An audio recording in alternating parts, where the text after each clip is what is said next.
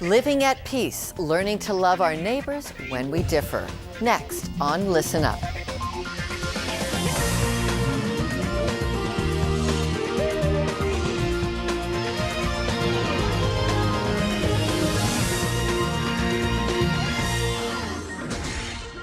Welcome to Listen Up. I'm Lorna Dueck. Muslims and Christians have lived side by side for centuries in many parts of the world and with varying levels of peace. The world's largest religions sharing many common interests, but many distinctions. Respect and tolerance for faith-motivated convictions is shaping today's debates of free speech, human rights, international security issues, education, even what a young girl can wear to a soccer game, where in Canada, an 11-year-old hijab-wearing player became a political point for societal integration.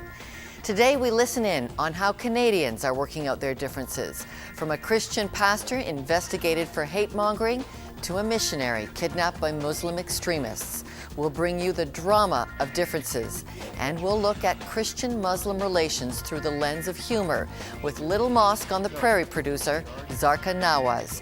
We'll also hear how academics are facilitating multi-faith dialogue for their students. But first, from Windsor, Ontario, Melinda Estabrooks goes to a community trying to work out respect for religious liberties when neighbors disagree. It's a city of just over 300,000 people and located across the border from Detroit. Windsor is an ethnically diverse city which has attracted immigrants from around the world. I think Windsor is a perfect example of how a city can love its place and do so by loving its neighbors and by living side by side. We are the perfect example. That was until one church here took an approach which left neighbors divided. It actually started, Melinda, in the beginning of January. The conference was entitled The Deadly Threat of Islam. It was a conference that involved 4 lectures. The first one was entitled, and we had these titles in order to generate interest in the conference. The first lecture was entitled, Be Afraid, Be Very Afraid. The second lecture was entitled, Could Jihad Be Coming to Your Neighborhood? The third lecture was entitled, Why the Islamic Faith is Indefensible. And the fourth lecture was entitled, The Great Divide. In this particular situation, there were a lot of complaints that were filed. Police did conduct an investigation, and at the end of the day, and most recently, the police conducted that, although some of the things that were said were very hurtful, some of the things may have been perceived to be creating a hate crime, that it was a gray area and that no crime had actually been committed. But the Muslim community was deeply hurt. As Muslims in Windsor, we felt that this wasn't the proper medium in addressing. If you have questions about the faith, there's nothing wrong with freedom of speech. There's nothing wrong with investigating or finding out or questioning other people's faith. Our problem was that it's conducted in a church, and bringing about people that are discredited in terms of their honesty, and also addressing topics that bring divide and don't bring understanding and people together to explore differences. Minister McKay insists there are reasons to be concerned. When we had this lecture series, we attempted to speak with grace and with class and with truthfulness. And the backlash, in particular from the Muslim community, was enormous. You're preaching hate. We weren't preaching hate at all.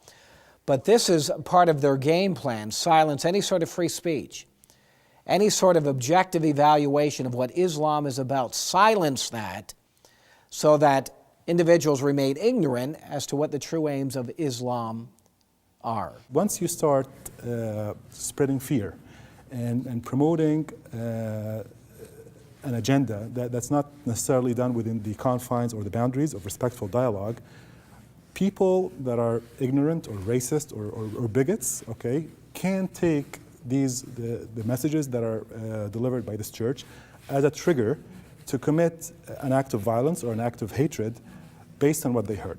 And I don't think there enough was done to prevent that from occurring.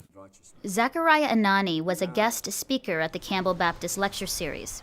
A self-described former Arab terrorist from Lebanon, 32 years ago he left his Muslim faith and converted to Christianity. There are people at the lectures and others who have labeled your talk that night a hate crime. How do you respond to that accusation? Ironically, I spoke only out of their own book. So if my speech is a hated speech, it originated from their own book. I never used anything but their own book, their own interpretation. These things are new to us. I was really surprised to hear that someone can stand up in a church backed up by a priest like Mr. McKay to allow someone to come in and say that Islam preach hatred and Islam is about to basically attack you in your own backyard. It's contrary to what we believe in, what we're taught. We love people. In the end, Windsor's Mayor Eddie Francis found a positive outcome for the Campbell Baptist incident. I think it's had somewhat of a positive impact, and the positive conclusion is reinforced by the fact that the residents of the city stood up and said, we're not prepared to accept it. This is not who we are. And it was a great sign of the multiculturalism, of the diversity and the cultural awareness that we have and the celebrations that we have as a city. Well, that report from Windsor by our Melinda Esterbrooks. And joining us now is Professor Paul Rowe from Trinity Western University, a political science professor who has also attempted Muslim-Christian dialogue. Exploring religion, culture, and conflict was his recent symposium where Muslims and Christians discussed their differences. Now, your invitation as a Christian university was to lead dialogue with Muslim people. What was the motive behind this? My hope is that my students are eventually going to be able to speak directly to people in the marketplaces, people in again in political institutions, in the civil society, and in the civil service itself. That they would be able to speak with them in a natural manner as well as individuals and human beings, so they would understand, where these people are coming from. Are you surprised how fast and hard this issue is hitting us right now? It's like all of a sudden we're doing catch up on education on how do we speak to each other. It's somewhat inevitable. It comes in the news every couple of weeks, it seems, or every few months. There's some sort of thing. It's not surprising to me because this is obviously something that elicits passion both on the side of Christians or sort of Western society, but also in the case of Muslims and individual Muslims in various parts of the world, either here or in places like the Middle East or Southeast Asia or wherever else. All right. Well, Professor Rowe, we're going to close with a look at exploring religion, culture, and conflict. Take a look. Definitely Muslims and Christians together need to work to establish the philosophical proofs for the existence of God, to popularize the reasons for believing in God, even in the modern age, in an age of science and technology. Muslims and Christians together need to work for global peace, for human rights, for the equality of the genders. For Muslims and Christians need to work to eradicate poverty. And most recently, we are faced with the greatest threat of environmentalism that is now looming over all of us, all of humanity. And it is essential that we put aside our differences, which will remain until Judgment Day, and work together for these common goals. When Listen Up returns. I've been planning this for months. It's not like I dropped a bomb on him. Well, if Dad thinks it's suicide, so be it. This is Allah's plan for me. Oh my. I'm not throwing my life away. I'm moving to the prairies. Step away from the bag. You're not going to paradise today.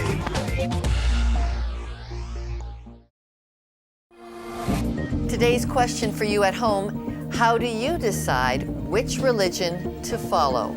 Write to us at listenup@listenuptv.com. Trust me, Brandy, it's like war. You start off with shock and awe, and then you work your way up to a reasonable compromise. I know what I'm doing. So? Astaghfirullah, I can see your belly button. You look like a Protestant. Don't you mean prostitute? No, I meant Protestant. Well, at a time when there may be misconceptions and stumbling about the perception of Muslims in the non-Muslim world, one creative Canadian has decided a sitcom can tackle that big challenge. Zarqa Nawaz is the creator of Little Mosque on the Prairie, a hit Canadian comedy. She joins us from Regina. Zarqa, I need to ask, what culminated in you creating a comedy to capture the whole misunderstandings of your community? Well, I mean, I wanted to write a comedy that sort of encapsulated my experiences and my observations growing up as a North American Muslim woman who was still Canadian and shared, the same Canadian values as everyone else, yet was of Muslim faith. And so when the opportunity came to me to write a television series, I thought, why not write from the mosque experience, because that's the experience I'm most familiar with. I grew up in a mosque. I went to a mosque growing up. I got married in a mosque. My kids go to the mosque. My husband serves on the board of the mosque. And the mosque has been the most important institution, spiritual institution of my life. So it would be the most logical setting of a television series for me. Now, you received really attention from around the world. All kinds of press like ourselves have asked in, what does this mean? Why are you doing it? Why do you think there's been such a worldwide curiosity on your project? Because I think these days there's a lot of misunderstanding about the Muslim community, and there's a lot of paranoia between Muslim communities and non-Muslim communities because of a lot of things that have happened politically in the past. So I think that there was a strong desire to see a Muslim community in a normal setting, doing normal things, raising their kids, going to work, paying their bills, doing day-to-day activities that you normally do, that you normally see non-Muslims do, and that nobody ever sees the Muslim community do. So I think that there was this great hunger to see a Muslim community just going about their lives peacefully every day like everyone else is. Tell me about the effect this has in your family. You obviously are taking personal illustrations. You're a busy mom yourself. How are you juggling it? Well, I have a very supportive husband who's fabulous. He pulls in a lot of time with the kids, takes a lot of time off of work to pitch in. We have a really great relationship in which he believes that my work is important, and so he cuts back on his hours in order to make sure that I'm able to travel and, the kids don't miss me when I'm not home, because it is shot, away from home, and so I have to do a lot of traveling.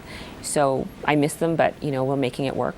So even though despite, the mosaic that we live in, the feedback you're getting is tremendously positive for the show. Absolutely. I think that my community loves the show. They've been emailing me, in hordes of emails saying that they absolutely love it and they want it to continue. And I think it's great, especially young Muslims who go to school have now, a point of contact with their non-Muslim friends to talk about this show. And they love having something in common that they can laugh about and talk about and explain the issues of the show to their non-Muslim friends. So I think it's a great vehicle for dialogue.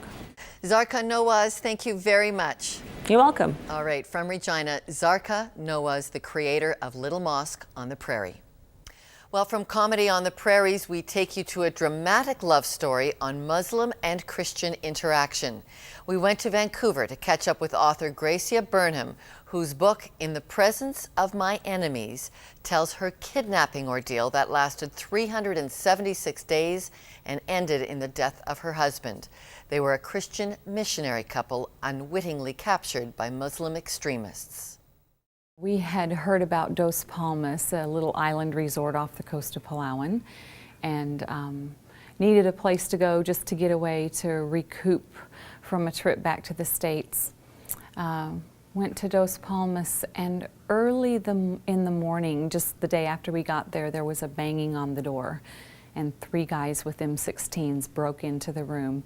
One of them took Martin right out, and one of them came over to the bed and said, "Go, go, go," to me. So I followed Martin, and they were taking all of the people who were in those little cottages built on stilts out over the ocean. They were taking us down to a waiting speedboat. As we pulled away from the dock, they raised their weapons in the air and yelled, "Allah Akbar." And that's when we knew who had us. It's the Abu Sayyaf. They're a household term in the Philippines. They're militant Muslims who've declared jihad in the southern Philippines. And for the next year, we lived with these men out in the jungle trying to avoid the Philippine military who was coming in to try and rescue us. Tell me some of the physical realities you endured in those 370 days. Well, we were trying to avoid the military, so we lived out in the dense jungles. For the first 5 months, Martin and I just slept on the jungle floor, wherever we happened to be, until someone gave us a hammock to share. We were always out in the open, out in the elements. When it rained, we got wet. We starved. There were times we went for days with nothing to eat. Of course, the Abu Sayyaf was starving too. If they had food, they always shared with us. I asked Martin, you know, where is the love, the joy, the peace, you know, all those things that are supposed to characterize believers in Jesus? There's none of that here. I saw depression and I was a mess. And he said, you know, let's ask God for those things, because we can't make them happen in this bad situation. So you're in this jungle chaos. We just started asking God to build the good things in our families, in our hearts. And God started changing us. And we began seeing these guys who were the enemy. We saw them with love, and we started being concerned for them, and we started listening to their stories, getting to know them, contentment, whereas before there was just frustration in our hearts. There was nothing we could do. God started building contentment and even joy as we started looking for the good things that God was doing for us every day instead of dwelling on the bad things. Describe what happens on June 7th, 2002. Well, it started to rain, so we stopped, put up our hammocks, put up our little plastic shelters that kept us dry. But the military didn't stop that day. They came over the mountain, and there we were, and they opened up with gunfire on us. I was immediately shot in the leg, and I dropped and slid down the hill a little bit because it was wet, and came to rest beside Martin. And I looked over at him, and he was bleeding from his chest. And I knew from experience, leg wounds, you have a chance of healing, but chest wounds, I knew that was the answer. And as I laid on the hill, it's like God, it's like I thought, okay, you can go home bitter because of what has happened to you, or you can go home joyful because God has finally answered your prayer. This is not how I would have chosen for the prayer to be answered, but here's your answer. And I don't even think I chose. I think God chose for me, and right in that moment I just had a real peace that everything was going to go okay. And the Abu Sayyaf ran, they fled, and the Philippine military came down the hill, and as they dragged me up the hill, I looked back at Martin, and he was white, and that's when I knew he was dead. But God's peace, I had heard people say, you know, God has just given us peace in the middle of a horrible situation, and I felt it for myself. You know, the whole world has gotten wrapped up in the fear of the war on terror, and you have the ultimate reason to hate the Muslim movement, but your foundation actually ministers, your foundation is there to love Muslims. Explain that. Well, there's no reason for me to hate Muslims. Jesus said, love your enemies. Not that I think all Muslims are my enemies. I don't at all. But if you have an enemy, Jesus said, love them, do good to them, pray for them. There's no room for hatred if you're following the words of Jesus. It's not always easy. And I find myself, it's almost easier for me to forgive those men that did that to Martin than my own son when he doesn't take the garbage out on Monday morning before he goes to school. You know, there's always someone to forgive, and you forgive, and you forgive, and you forgive. And when those feelings come up in your heart, bitterness and hatred, you just forgive again. You make a conscious decision to forgive. When Listen Up returns, a segment we'll call Fair Play. Same question, different faith. I don't think that the goal of Islam is to convert anyone. To you, your faith, and to me, mine. Well, in Christianity, I would say we need to be wise in terms of how we explain our faith to other people.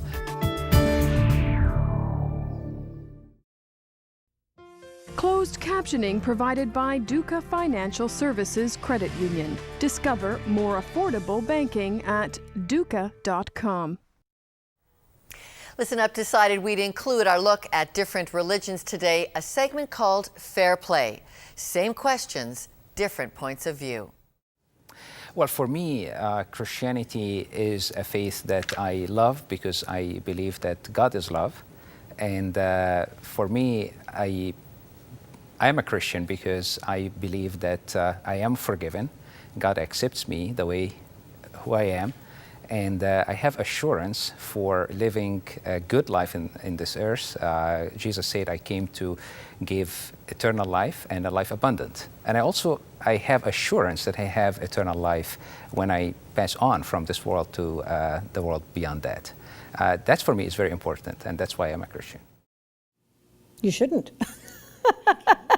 I mean, what can I say? You're a Christian, you're happy as a Christian. I'm a Muslim. I'm perfectly at ease being a Muslim. So we believe in the same God. Why would you want to become? I wouldn't ask you to become a Muslim. I think we have different images and stereotypes. And usually when we look at them or take them seriously, maybe too seriously, sometimes that creates maybe misunderstanding of what other people try to portray of themselves.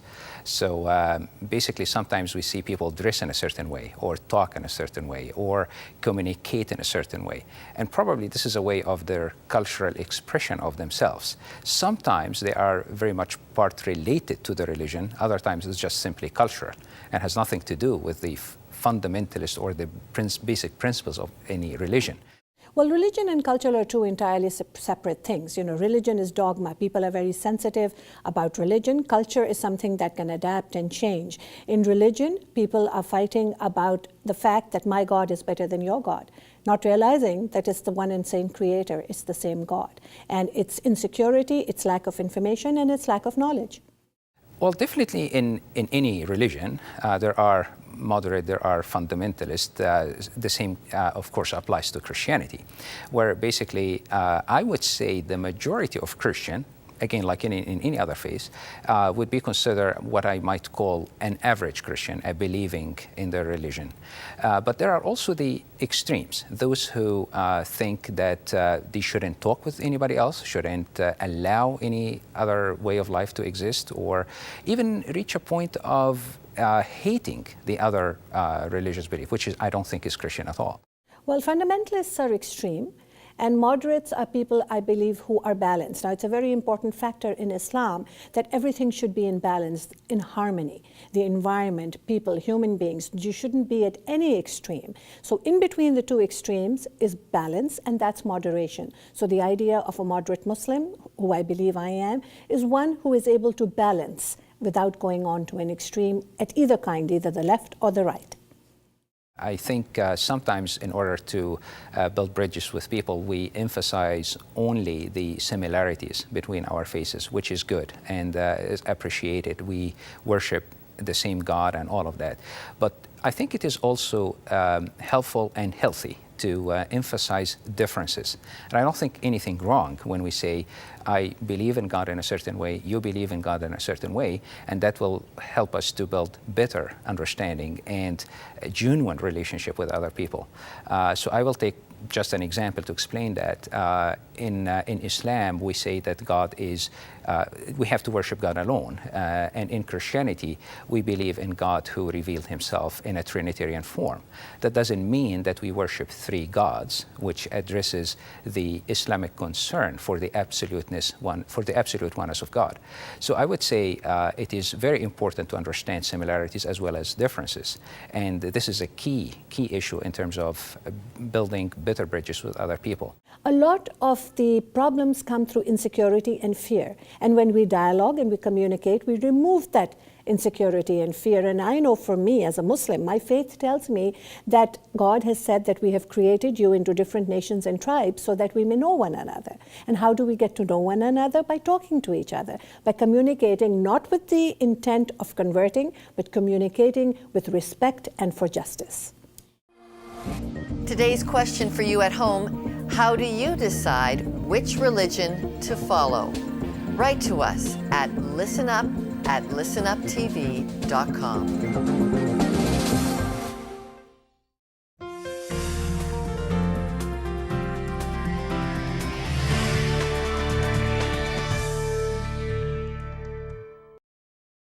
We tried to give you an exposure today of two faith groups making headlines because of tensions when their beliefs differ. Both Christianity and Islam have commitments to be a people of peace. Why then the suspicion that we're not? I'd like to sum it up by quoting former UN Secretary General Kofi Annan, who wrote, "The problem is not the Quran, not the Torah, not the Bible. The problem is never the faith. It is the faithful and how they behave toward each other." He went on to say any strategy to build bridges must depend heavily on education about all religions so myths and distortions can be seen for what they are. I think that's a good solution. If you want to understand God and what God would expect of your behavior, you need to be a good student of the source material on God. Obviously, our specialty here is Christianity, and we'd be happy to take any inquiries on how to understand that faith better. We're lifelong students here, and we'll gladly listen to your questions you have on God and look up for the answers.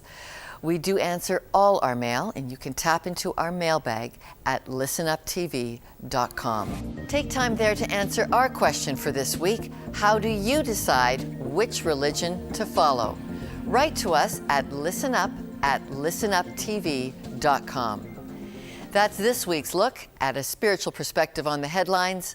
I'm Lorna Dueck. Thanks for joining us.